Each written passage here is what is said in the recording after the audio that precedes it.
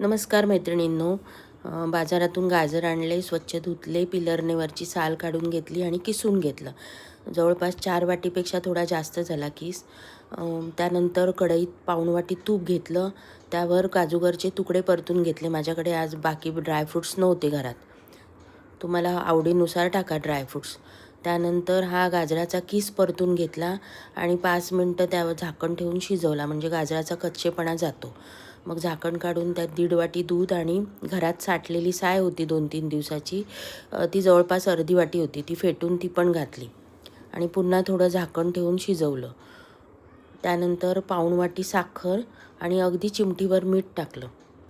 तुम्हाला जितकं आवडतं गोड तेवढी साखर घाला, आमच्याकडे जरा बेताचंच गोड खातात. त्यानंतर वेलची कुटून घेतली, मी ते पावडर नाही घातली वेलचीची, मला जरा गोडाचा पदार्थ खाताना दाताखाली वेलची आलेली आवडते. त्यानंतर पुन्हा झाकण ठेवलं आणि एक 2-1 मिनटंच ठेवायचं.